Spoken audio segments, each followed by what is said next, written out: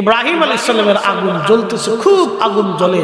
তা আগুনের উত্তাপটা কত দূর ছিল, আল্লাহু আকবার! এত দূরে আগুনের উত্তাপ ছিল যে 2 মাইল দূর থেকে আগুনের তাপে মানুষ কাছে যেতে পারে। এই দূর থেকে একটা ব্যাঙ আল্লাহর খলিলের দিকে গোটা পেছনটাকে ঘোরাইয়া পেশাব মারতেছে।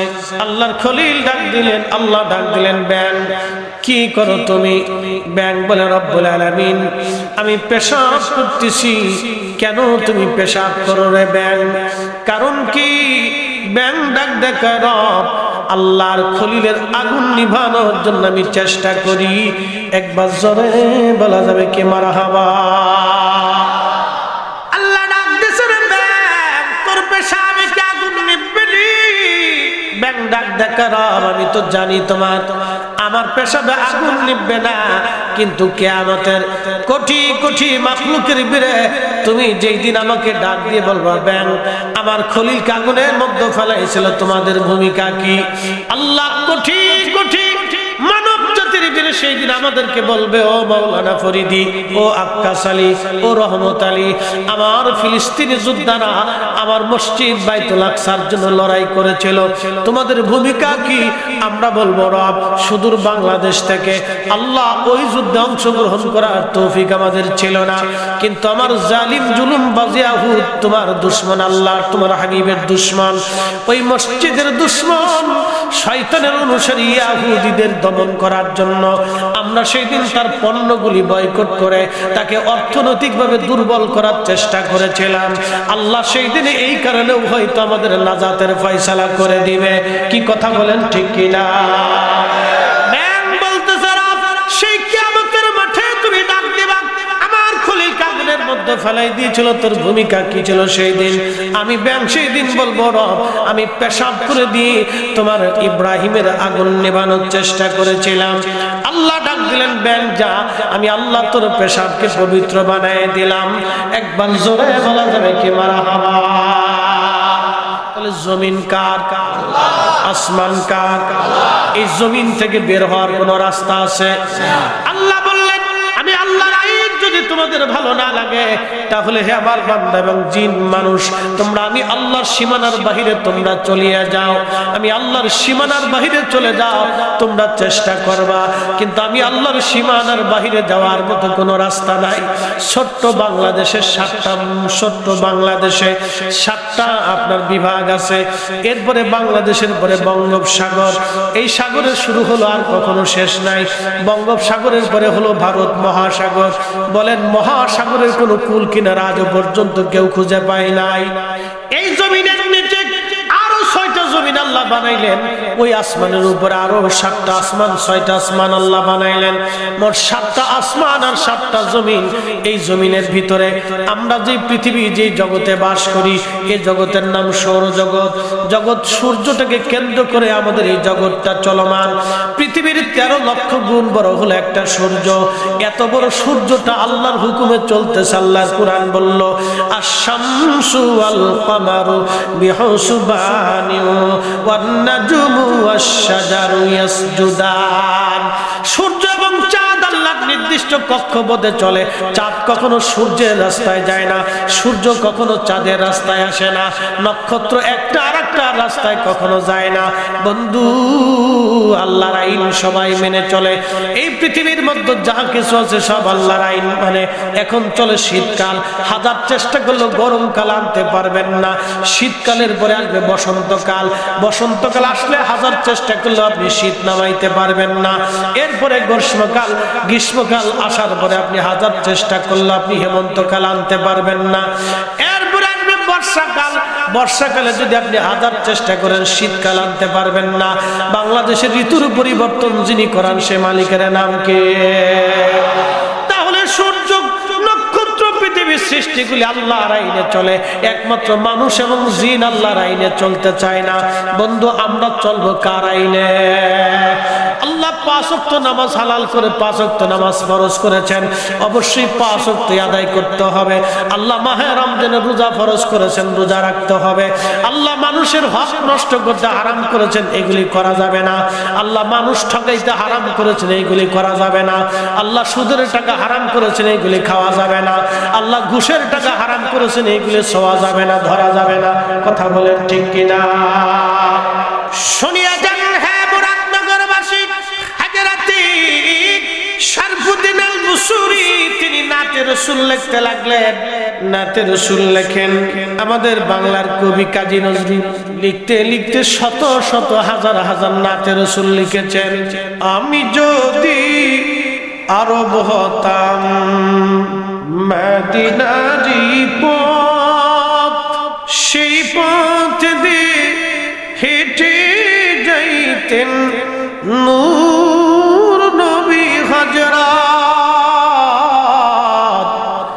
নূর নবী হযরত।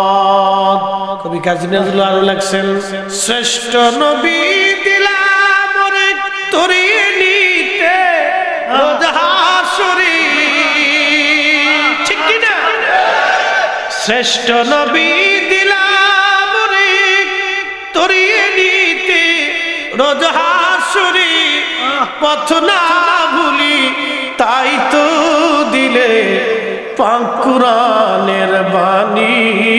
খুদা তোমার মেহেরবানি, খুদা মুরাদনগরবাসী। হাজরাতে শরফুদ্দীন আল বুসুরি রাহমাতুল্লাহি আলাইহি নাত লিখতেছিলেন। লিখতে লিখতে লিখতে লিখতে বিরাট একটা পাণ্ডুলিপি করে ফেললেন নাতের রাসূল। স্বপ্নের ঘরে একদিন দেখলেন রাহমাতুল লিল আলামিন বুসর নগরে তশরিফ আনছে। আল্লাহ বলো না, জোরে বলেন, একসাথে বলেন তো আল্লাহু আকবার। নবী আছে? যদি নাই থাকে তো স্বপ্নে কেমনে আসলো? আমার স্বপ্ন আর আপনার স্বপ্ন, আল্লাহ রাসূলের স্বপ্ন একরকম না। সহিহুল বুখারীর কিতাবুল ইয়াতে আল্লাহর নবী লিখলেন, মান রাআনি ফিল মানামি ফাকাদ রা আল্লাহ। যে আমাকে স্বপ্ন দেখলো সে বাস্তবেই আমি নবী দেখলো। আমি নবী নিজে আসছি, আমি ছবি আসি নাই। আমি নবী নিজে আসছি, ছবি আসি নাই। তার মানে বুঝা গেল 1400 বছর ধরে নবী উম্মতের মাঝে আসে, স্বপ্নে উম্মতের সাথে দেখা করে, কথা বলে যায়, উম্মতকে পরামর্শ দিয়ে যায়। আশিকের সঙ্গে নবী কথা বলে যায়। নবীর ইশকে মোহাব্বতে যারা পাগল পারা হয়ে যায় তাদের সঙ্গে আমার নবীজি কথা বলে যায়, দেখা দিয়ে যায়। এর অর্থ হলো নবীর জায়গা নবী আছে, অন্ধের চোখের জায়গা চোখ নাই।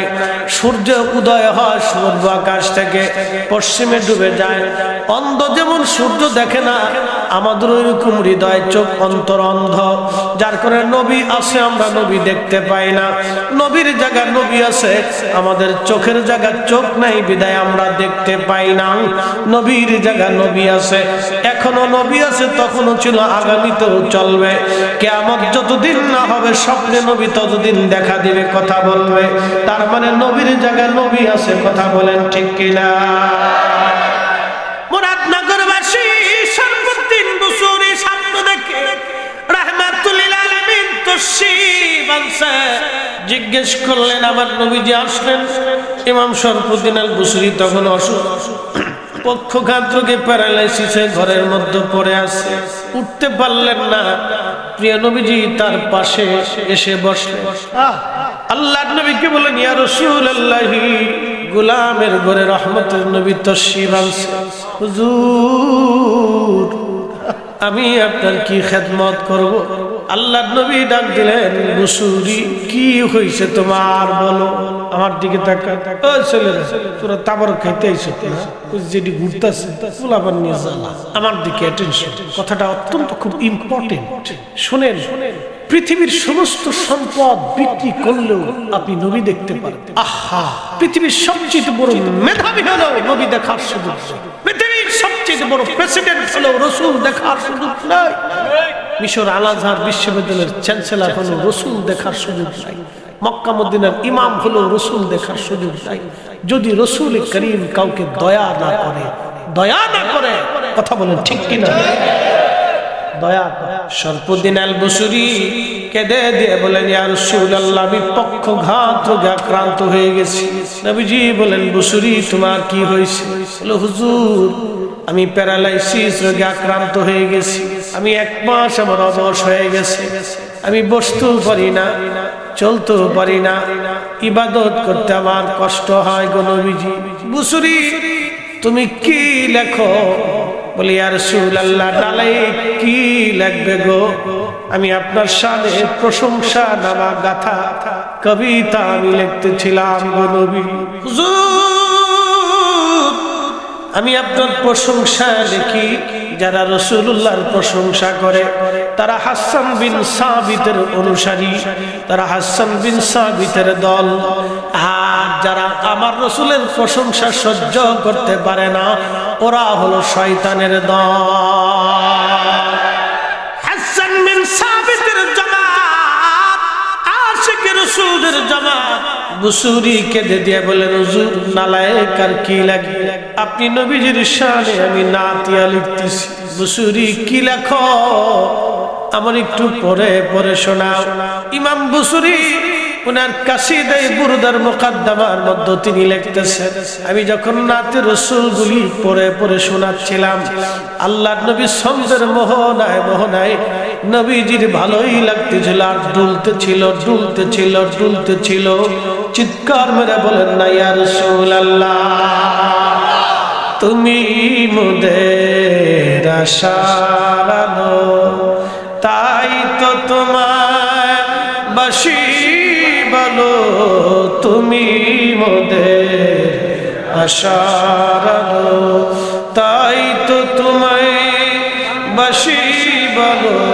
হৃদয় নবীর ফুলদানিতে, হৃদয় নবীর ফুলদানিতে গেঁথে রেখেছি প্রেমের মালা।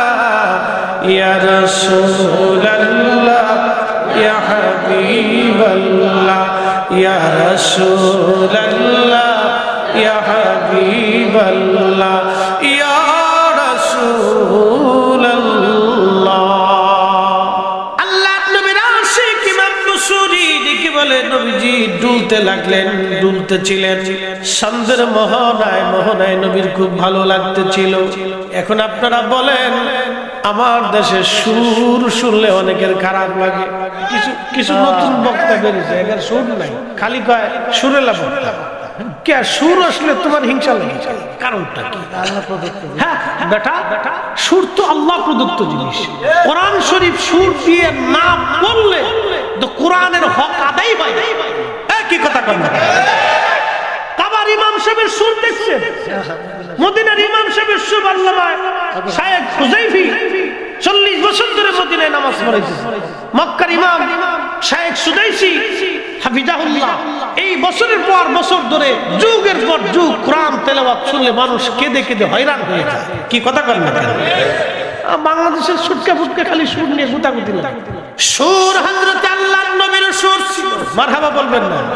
কি বলবো মনে করেন আমার রাসূলের সুর ছিল না? আল্লাহু আকবার। নবীর তেলাওয়াত শুনি কিয়ামতের মাঠে জান্নাতের ভিতরে হাসরবাসীরা লক্ষ লক্ষ বছর ধরে বেহুশের মতো থাকবে। দাউদ নবীকে আল্লাহ সুর দিয়েছিলেন, সুরের মুজিজায় দিয়েছিলেন। এত সুর আল্লাহ তাকে দিয়েছিলেন, ওই সুরের মোহনায় মোহনায় পাখিরা পর্যন্ত মরে মরে পড়ে যাইতো, তারপরও তার তেলাওয়াত শোনা থেকে বিরত থাকতো না।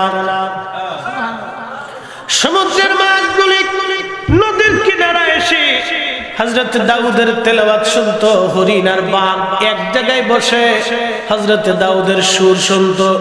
ইমাম ইবনে কাসির আল বাদায়ের মধ্যে লেখেন হযরত দাউদ আলাইহিস সালাম তিনি 70 সুরে জবুর তেলাওয়াত করতেন। চিৎকার মেরে বলবেন না মারহাবা। কত সুর? 70 সুরে জবুর জপতেন। সুর আল্লাহ প্রদত্ত নিয়ামত। সুর এটি দারুণ জিনিস। হাসান বিন সাবিত ছিলেন শায়ের কবি। সুরের মোহনায় মোহনায় সাহাবীদেরকে তিনি তাই নবীজির নাচ শুনে আক্রান্ত হয়ে গেছে। আল্লাহর নবী ডেকে বলেন বুসুরি কোন পাশে তোমার সমস্যা বলো। বুসুরি বললেন, হুজুর আমার এই পাশটা বয়স হয়ে গেছে। রহমতের নবী হাত বুলাই দিলেন। হাত যখন বুলাইলেন, নবীজির ছোঁয়া লাগার সঙ্গে সঙ্গে ইমাম বুসুরির পক্ষঘাত রোগ ভালো হয়ে গেল। না না, চিৎকার মেরে বলেন আল্লাহু আকবার। এটা কিন্তু বাস্তব না, কথা হলো স্বপ্নে। আমার দিকে তাকান, কিসে? নবীজি স্বপ্নে আসলেন, আসার পরে হাত বুলাইলেন। বুসুরি বলতেছেন, আমি স্বপ্ন দেখলাম আমি ভালো হয়ে গেছি। এমন সময় নবীজির গা মোবারকে সবুজ একটা চাদর ছিল, নকশা করা, কাসিদায়ে বোরদা, বোরদা বোরদা চাদর, নকশা বলা চাদর, নকশা বলা চাদর। বোরদা শব্দের অর্থ নকশা বলা চাদর। একবার জোরে বলবেন কি মারহাবা। নকশা করা চাদর ছিল সবুজ। জান্নাতীদের পোশাক কিন্তু সবুজ। জান্নাতীদের পোশাক হবে সবুজ, নকশা করা সবুজ চাদর। আল্লাহর হাবিবের গা মুবারকের উপর শোভা পাইতেছিল। ইমাম বুসরি বললেন, দুনিয়ার মানুষ গা মুবারক থেকে সবুজ চাদরখানা নামাইয়া আল্লাহর নবীজি আমার শরীরের উপরে ফেলে দিয়ে চলে গেলেন। একসাথে বলবেন না মারহাবা। জান্নাতি সবুজ চাদরখানা। ইমাম বুসরি বলেন, আমি স্বপ্ন দেখি রাহমাতুল লিল আলামিন ওই সবুজ চাদরখানা আমার গায়ের উপরে ছেড়ে দিয়ে ফেলে দিয়ে চলে গেলেন। আমার ঘুম ভেঙে গেল। স্বপ্ন থেকে উঠে দেখি আমার প্যারালাইসিস রোগ ভালো হয়ে গেছে, আর রাহমাতুল লিল আলামিনের দেওয়া জান্নাতি সবুজ চাদরখানা আমার শরীরের উপরে শোভা পাইতেছে।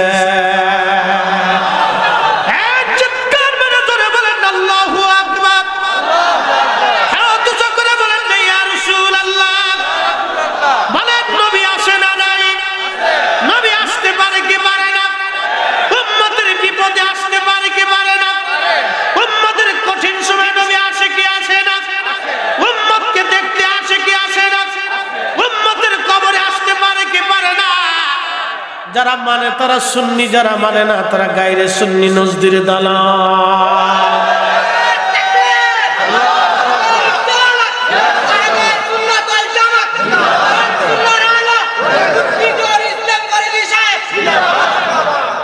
সবুজ চাদর। আল্লামা ইমাম শরফুদ্দীন বুসুরি সেই কিতাবের নাম কাসিদায়ে বোরদা লিখলেন। বোরদা মানে সবুজ নকশা করা চাদর।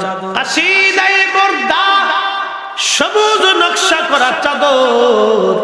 ইমাম শরফুদ্দীন আল বুসুরি রাহমাতুল্লাহ আলাইহি নবী স্বপ্নের ঘরে দিয়ে গেলেন। শত শত বছর পর, নবীর ইন্তেকালের 600 বছর পরের ঘটনা বলতেছি। কষ্ট হচ্ছে আপনাদের? এখান থেকে বুঝে যান, আগুল পাগল সাগুল দেশে কে কি বলল ও ছাতা আমাদের দেখার সময় নেই। শোনেন, আমরা আকাবির যারা ছিল তারা খুব একবারে দিলওয়ালা ছিল। আহা, খুব শক্ত দিলওয়ালা ছিল। আমাদের আকাবির যারা শক্ত দিলওয়ালা, সঠিক পথের অনুসারী ছিল, তারা সবুজ চাদরের কথাটা আজ বলে দিয়ে গেলাম। কাসিদায়ে বোরদা। আল্লামা ইমাম শরফুদ্দীন আল বুসুরি, যদি কখনো আপনি বিপদগ্রস্ত হয়ে যান, তাহলে এই কাসিদায়ে বোরদা যদি তেলাওয়াত করেন, এই কাসিদার কারণে আল্লাহ আপনাকে বিপদ থেকে নাজাত দিয়ে দেবে। হ্যাঁ না হয় না? একসাথে বলেন আল্লাহু আকবার। কাসিদায়ে বোরদা শরীফ যদি কখনো বিপদগ্রস্ত হয়ে যান, মুসিবতে আপনি পড়ে যান, চারিপাশে শুধু অন্ধকার আর বিপদ আর বিপদ, শত্রু হয়ে গেছে আপনার অনেক, এই কাসিদায়ে বোরদা শরীফ পড়ে আপনি দোয়া করবেন, আল্লাহ আপনার দোয়াগুলি কবুল করে নিবে, বিপদ থেকে আল্লাহ বাঁচিয়ে দেবে। কাসিদায়ে বোরদা খুব মকবুল একটা কিতাব। আল্লামা ইমাম শরফুদ্দীন আল বুসুরি রাহমাতুল্লাহ আলাইহি উনার নামে এই কিতাবখানা খুবই সুন্দর আমার নবীজির নাত শরীফ উনি লিখেছেন। তার মানে নবীর প্রশংসা যারা করে তারাই হলো ভাগ্যবান, নবীর ইজ্জতের পক্ষে যারা থাকে তারাই হলো কপালওয়ালা। কপালওয়ালা কথা কন না কেন, ঠিক কিনা? অসুবিধা নেই, রাত শেষ করবো, একবারে বেশি রাত করে আপনাদের কষ্ট দেবেন। আগে বলছি আমি ডাইরেক্ট অ্যাকশনে ঢুকছি, একবারে গুলি লোড করিয়া একবারে মোটামুটি একবারে যা আছে এলএমজি একটা বসাই দিচ্ছি। এসএমজি না, এলএমজি। এলএমজি বুঝছেন? Light machine gun. এর অর্থ হচ্ছে মুক্তিযোদ্ধা আমার পাশে বসে রয়েছে, এলএমজি।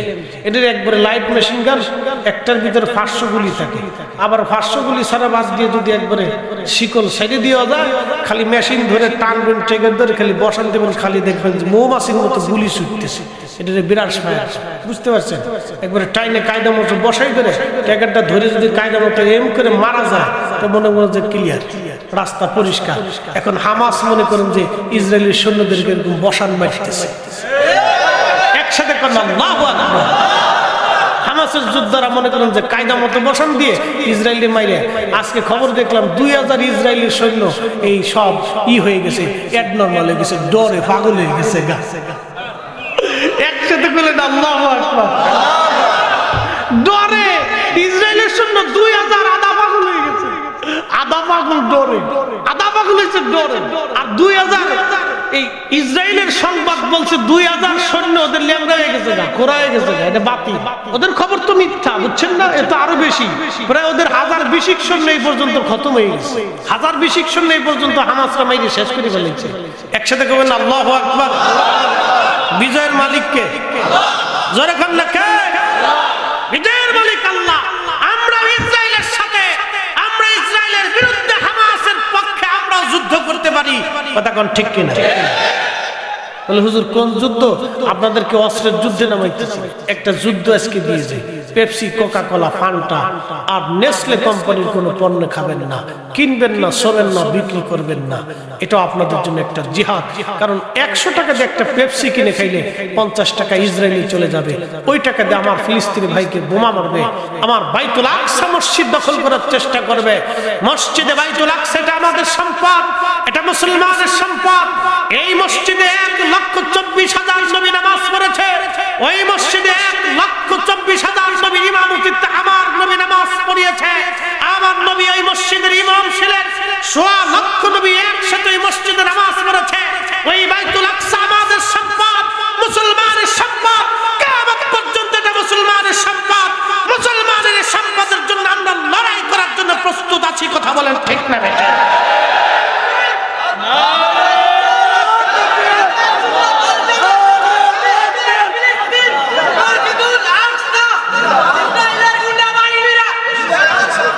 তাহলে আমরা পেপসি, কোকা কোলা বেশি করে খাবো না, কি কয়? যুবক ভাইরা আমার দিকে তাকান, আপনাদেরকে বলতেছি, এই যে Pepsi, Coca Cola, Fanta, Sprite, তারপরে টাইগার আর কি কি আছে, সাতা আপনারা খান, এগুলি খালি খালি ফ্যাটটা মোটা। এটার ফজিলত জানেন? খালি ফ্যাটটা মোটা হইব, ফ্যাট আর কিচ্ছু না। আর ভবিষ্যতে ডায়াবেটিস, হার্টের প্রবলেম, কোলেস্ট্রল, রক্তে কোলেস্ট্রল, এগুলি খাবেন না। এগুলি খাওয়া বাদ দিয়ে খেজুর খাবেন। খেজুর, খেজুর জান্নাতের খাবার, যেটা খাওয়ার সাথে সাথে শরীরের ভিতরে রস জন্মায় এবং খাওয়ার সাথে সাথে পুরা শরীরে পুষ্টি ছড়ায়। এটা খাবেন। তালবিনা খাবেন, সাতু খাবেন, বালা জিনিস খাবেন, ইলাবি দেবী খাবেন, উস্কা ফুসকা চটপটি, এটা খাবেন। এগুলি কি খায় বলেন তো? কিচ্ছু নেই। আমার ফিরি দিল, পাও দিল, আমি তা খাই না। দুধ কেউ যদি আমার সাইড দিয়ে আমি গাড়ির ভিতরে দূর মিয়া সরাই খাই। আমার আগের ড্রাইভার ছিল, খাই খাই ফ্যাটটা একবার এরকম বানিয়ে ফেলেছে। খা, এত বড় একটা ফ্যাট বানাইছে। ওর ফ্যাট থাকতো আগে, আর ও থাকতো। আমাদের ভাই তিনি অনেক সময় পর্যন্ত বসে আছে। আমরা বলি না মারহাবা, ভাইকে আল্লাহ কবুল করুক, বলে না আমি। বন্ধু আমার, এই সমস্ত পেপসি, কোকা কোলার আবিজাবি জিনিস খাবেন না, এটা ইসরায়েল কোম্পানি। বলে হুজুর আপনার এই ছোট্ট চিল্লা ফাল্লায় কি হবে? বন্ধু বলে দিয়ে যায়, জানি আমরা এগুলি না খেলেও ইসরায়েল তার যুদ্ধ বন্ধ করবে না। আর আমরা এটাও জানি হামাসের মুক্তিযোদ্ধারা জীবন চলে গেল, বাইতুল আকসা তারা ইসরায়েলের হাতে তুলে দেবে না। কি কথা কোন ঠিক কিনা? মহিলারা কি ওয়াজ শুনতেছে? আমরা দেখতেছে? বাপ রে বাপ। বাবুনেরা, আজকে একটা কথা ফিলিস্তিনের নারীরা দেখবেন যুদ্ধের ময়দানে তারা বোরকা ছাড়ে না। দেখেন কিন্তু সন্তান মরে যাচ্ছে, নারী বোরকা পরা, হেজাব পরা। যুদ্ধ সবাই পালাচ্ছে, নারীর বোরকা ছুটে না। আর আবার দেশের বেডিরা সুখের আমেজে বোরকাই পরে না। বেডি থাকে আগে আগে, বেডির কন্যা থাকে পিছে পিছে। এই বেডির ভিতর থেকে কিছুই আশা করা যায় না। চুল আল্লাহ বানাইছে কালা, বেডি বানাইছে লাল। এটা হিট মাইরে না কি কয়? কি কয় এটা?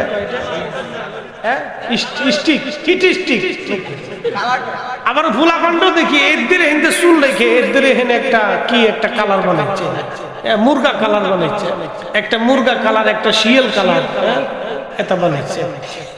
এই যে আল্লাহর দেওয়া চুল, আল্লাহ বানাইলেন কালা, বেডি বানাইছে সাদা। আল্লাহ বানাইলো কালা, ও বানাইলো লাল। এক পাশ দিয়ে লাল, এক পাশ দিয়ে সাদা, এক পাশ দিয়ে কালা। দেখলে মনে হয় যে বেডি না ইজলে, বোঝা যায় না। আচ্ছা, পুরুষ মানুষের ফ্যান ওরা দখল করলো কেন? চিন্তা করেন, ফ্যান তো পুরুষেরা পরে, তো বেডিরা লইল কেন? বুঝলাম না এটা কোন জগতের ভিতরে বাস। তোরা আপনার ফ্যান লে কারাকারি, তোরা আমরা ফ্যানটা লেগেছে তো জাঙ্গিটা লয়ে যাও। ঠিক আসতে করলি কে জোরে কর, তো জাঙ্গিটাও লয়ে যাবে, যা তোর এটাও দিয়ে দিলাম, তোরা জাঙ্গি করে আরেক গে যা। পাগল দেশে কত কোয়ালিটি হইছে ভাই। আহা, শয়তানে যে কি খুশি জানেন, শয়তানে কে ওরে আমার নানির দল রে, তোরা যে কি করলি, দুনিয়াটার শেষ করে লাগলি অবস্থা চলতেছে। নারীর পোশাক নারী পারবে, পুরুষের পোশাক পুরুষ পারবে। আচ্ছা, কোন নারী যদি কোন পুরুষ যদি সেলার কামিজ পরে রাস্তা দিয়ে আড়ে তো কেমন দেওয়া যায়? আল্লাহ শোনেন, আপনাদেরকে আজকে একটা সত্য কথা বলে দিয়ে যায়। বলেন তো, রসুল করিমের কথা কি মিথ্যা হবে? একটা কথাও কি রসুল জীবনে কখনো ভুলেও মিথ্যা বলছে? আল্লাহ রসুল বলছেন, যে পুরুষ, যে নারী পুরুষের পোশাক পরে, যে নারী পুরুষের সুরত ধরতে চায়, যে পুরুষ নারী সুরত ধরতে চায়, তারা কখনো জান্নাতের ঘ্রাণ পর্যন্ত পাবে না। আহা, যাওয়া তো দূরের কথা, যাওয়া তো দূরের কথা, ঘিরানি পাবে না, ঘিরানি পাবে। আল্লাহু আকবার, কি কঠিন সতর্কতা আল্লাহ রাসূল দিয়েছে। জাতিকে কি করে বুঝাবো? একদিন মাটি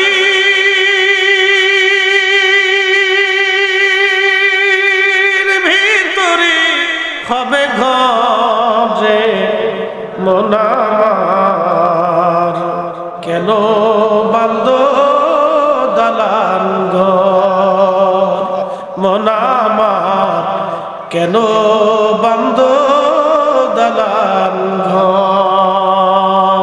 প্রিয় মুরাদনগরবাসী, আহা, একদিন তো আমরা কবরে চলে যাব, অবশ্যই চলেই তো যেতে হবে, আজ অথবা কাল অবশ্যই কবরে আমরা চলে যাব। ও নারী সমাজ, মা বোনেরা, কথাগুলি ভালো করে শুনে যাবেন। যদিও অনেক মা বোনদের মনে কষ্ট লাগবে, বোন, কষ্ট দেওয়ার জন্য বলছি না।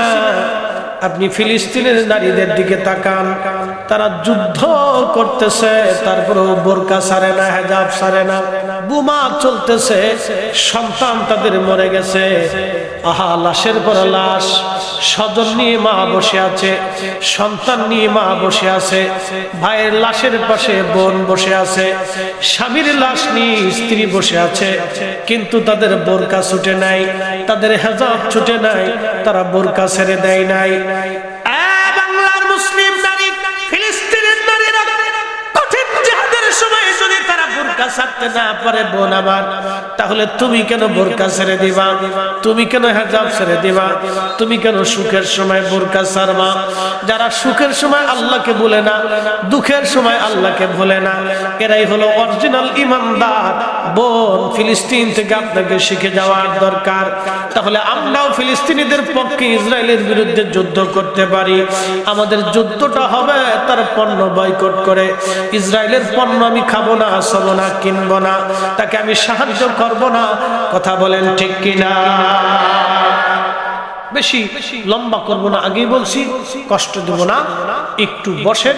সামান্য কথা, আপনারা ব্যাং ছিলেন, আচ্ছা ব্যাঙে যখন পেশাব করে তখন এই পেশাব মনে হয় সেলো মেশিনের মতো বের হয়, তাহলে সামান্য একটু পেশাব সিরিত সিরিত করে পেশাব মারতেছে। ইব্রাহিম আলাইহিস সালামের আগুন জ্বলতেছে, খুব আগুন জ্বলে। তা আগুনের উত্তাপটা কত দূর ছিল, আল্লাহু আকবার! এত দূরে আগুনের উত্তাপ ছিল যে 2 মাইল দূর থেকে আগুনের তাপে মানুষ কাছে যেতে পারে। এই দূর থেকে একটা ব্যাঙ আল্লাহর খলিলের দিকে গোটা পেছনটাকে ঘোরাইয়া পেশাব মারতেছে। আল্লাহর খলিল ডাক দিলেন, আল্লাহ ডাক দিলেন, ব্যাঙ কি করো তুমি? ব্যাঙ বলে, রব্বুল আলামিন, আমি পেশাব করতেছি। কেন তুমি পেশাব করো রে ব্যাঙ? কারণ কি? ব্যাঙ ডাক দেখা, রব, আল্লাহর খলিলের আগুন নিভানোর জন্য আমি চেষ্টা করি। একবার জোরে বলা যাবে কি মারহাবা? আল্লাহ ডাক দিছে, রে ব্যাঙ, তোর পেশাবে কি আগুন নিভবে নি? ব্যাঙ ডাক দেখা, রব, আমি তো জানি তোমার আমার পেশাবে আগুন নিভবে না, কিন্তু কিয়ামতের কোটি কোটি মাখলুকের ভিড়ে তুমি যেই দিন আমাকে ডাক দিয়ে বলবা, ব্যাঙ আমার খলিল আগুনের মধ্যে ফেলাইছিল, তোমাদের ভূমিকা কি? আল্লাহ কোটি কোটি মানব জাতির ভিড়ে সেই দিন আমাদেরকে বলবে, ও মাওলানা ফরিদি, ও আক্কাস আলী, ও রহমত আলী, আমার ফিলিস্তিনি যোদ্ধারা আমার মসজিদ বাইতুল আকসার জন্য লড়াই করেছিল, তোমাদের ভূমিকা কি? আমরা বলবো, রব, সুদূর বাংলাদেশ থেকে আল্লাহ ওই যুদ্ধে অংশগ্রহণ করার তৌফিক আমাদের ছিল না, কিন্তু আমার জালিম জুলুমবাজ ইয়াহুদ তোমার দুশমন, আল্লাহ তোমার হাবিবের দুশমন, ওই মসজিদের দুশমন শয়তানের অনুসারী ইয়াহুদীদের দমন করার জন্য আমরা সেই দিন তার পণ্যগুলি বয়কট করে তাকে অর্থনৈতিকভাবে দুর্বল করার চেষ্টা করেছিলাম। আল্লাহ সেই দিনে এই কারণেও হয়তো আমাদের নাজাতের ফয়সালা করে দিবে। কি কথা বলেন, ঠিক কিনা? ব্যাঙ বলতেছে, রব, সেই কিয়ামতের মাঠে তুমি ডাক দিবা, আমার খলিল আগুনের মধ্যে ফেলাই দিয়েছিল, তোর ভূমিকা কি ছিল সেই দিন? আমি ব্যাঙ সেই দিন বলবো, রব, আমি পেশাব করে দিয়ে তোমার ইব্রাহিমের আগুন নেভানোর চেষ্টা করেছিলাম।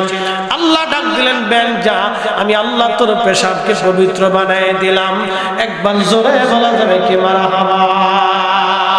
তাহলে জমিন কার? আসমান কার? এই জমিন থেকে বের হওয়ার কোন রাস্তা আছে?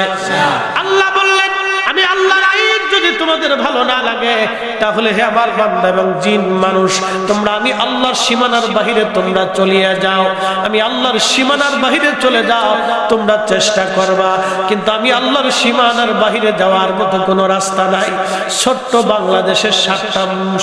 বাংলাদেশের 7টা আপনার বিভাগ আছে। এরপরে বাংলাদেশের পরে বঙ্গোপসাগর, এই সাগরের শুরু হলো আর কখনো শেষ নাই। বঙ্গোপসাগরের পরে হলো ভারত মহাসাগর। বলেন, মহাসাগরের কোনো কুল কিনারা আজ পর্যন্ত কেউ খুঁজে পায় নাই। এই জমিনের নিচে আরো 6টা জমিন আল্লাহ বানাইলেন, ওই আসমানের উপরে আরো 7টা আসমান, 6টা আসমান আল্লাহ বানাইলেন। মোট 7টা আসমান আর 7টা জমিন। এই জমিনের ভিতরে আমরা যে পৃথিবী, যে জগতে বাস করি, এই জগতের নাম সৌরজগৎ। জগৎ সূর্যটাকে কেন্দ্র করে আমাদের এই জগৎটা চলমান। পৃথিবীর 13 লক্ষ গুণ বড় হলো একটা সূর্য। এত বড় সূর্যটা আল্লাহর হুকুমে চলতেছে। আল্লাহর কোরআন বলল, আশ-শামসু ওয়াল কামারু বিহুসবানি ওয়ান নাজমু ওয়াশ-শাজারু ইয়াসজুদান। সূর্য এবং চাঁদ আল্লাহর নির্দিষ্ট কক্ষপথে চলে। চাঁদ কখনো সূর্যের রাস্তায় যায় না, সূর্য কখনো চাঁদের রাস্তায় আসে না, নক্ষত্র একটা আরেকটা রাস্তায় কখনো যায় না। বন্ধু, আল্লাহর আইন সবাই মেনে চলে। এই পৃথিবীর মধ্যে যা কিছু আছে সব আল্লাহর আইন মানে। এখন চলে শীতকাল, হাজার চেষ্টা করলেও গরমকাল আনতে পারবেন না। শীতকালের পরে আসবে বসন্তকাল, বসন্তকাল আসলে হাজার চেষ্টা করলেও আপনি শীত নামাইতে পারবেন না। এরপরে গ্রীষ্মকাল, গ্রীষ্মকাল আসার পরে আপনি হাজার চেষ্টা করলে আপনি হেমন্তকাল আনতে পারবেন না। এরপরে আসবে বর্ষাকাল, বর্ষাকালে যদি আপনি হাজার চেষ্টা করেন শীতকাল আনতে পারবেন না। বাংলাদেশের ঋতুর পরিবর্তন যিনি করান সে মালিকের নাম কে? তাহলে সূর্য, নক্ষত্র, পৃথিবীর সৃষ্টিগুলি আল্লাহর আইনে চলে। একমাত্র মানুষ এবং জিন আল্লাহর আইনে চলতে চায় না। বন্ধু, আমরা চলবো কার আইনে? আল্লাহ 5 ওয়াক্ত নামাজ হালাল করে 5 ওয়াক্ত নামাজ ফরজ করেছেন, অবশ্যই 5 ওয়াক্ত আদায় করতে হবে। আল্লাহ মাহে রমজানের রোজা ফরজ করেছেন, রোজা রাখতে হবে। আল্লাহ মানুষের হক নষ্ট করতে হারাম করেছেন, এগুলি করা যাবে না। আল্লাহ মানুষ ঠকাইতে হারাম করেছেন, এইগুলি করা যাবে না। আল্লাহ সুদের টাকা হারাম করেছেন, এইগুলি খাওয়া যাবে না। আল্লাহ ঘুষের টাকা হারাম করেছেন, এইগুলি ছোঁয়া যাবে না, ধরা যাবে না। কথা বলেন ঠিক কিনা?